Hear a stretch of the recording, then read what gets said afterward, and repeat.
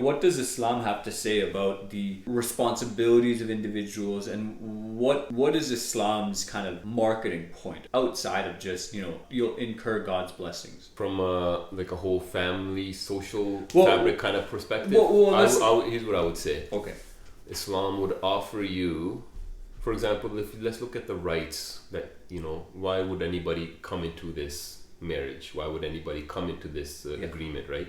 What do you get out of it? Yeah, why give up your freedom and autonomy what do you get to out be of it, right? married? So Allah tells us is that you're supposed to find the comfort and peace in each other. They are our comfort. Like, you're always going to have a void. I learned that recently. Yeah? In Islam, your spouse is there as a peace. As peace for you. Yeah.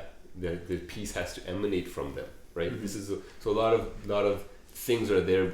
Peace that you didn't even know existed yet.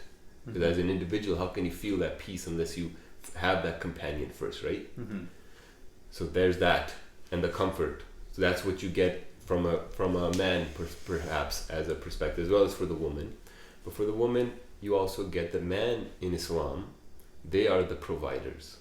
Okay, whatever a man earns is his and his family's, his wife and his kids. But whatever a woman earns is solely her property, her assets. Mm-hmm. Right? And a man in Islam is not supposed to eye the wealth of his wife for, the expenses of the household. That is, then he is practicing against Islam if he does such a thing. Which is fascinating considering like our economic. Now it's hard to have a one income household. Yeah. That's the way the trend is going. Yeah. So like you said. And I would say that that's a planned effort. Exactly. Yeah. Because it's not as if they don't see that. How can they not see that? Mm-hmm. Of course they see that, and yet it still continues in the same direction. So in Islam, generally speaking, the marketing is that, you should do this thing because it incurs God's favor, blessing. But is there? One thing I forgot to add, and then the production from that enterprise of marriage.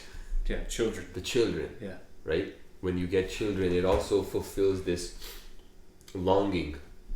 You have this it is a natural human longing, and I think the older I get, it becomes more apparent to me of having something left behind after you, right? Hazrat said that the best thing that a person can leave for is ongoing blessings. Everything, he said, all your deeds are in this world except the deeds that the blessings that you get from a righteous son who prays for you, any sadaqah jariyah that you may have done, maybe planted a tree, a charity that you may have done, right? A continuous charity, right?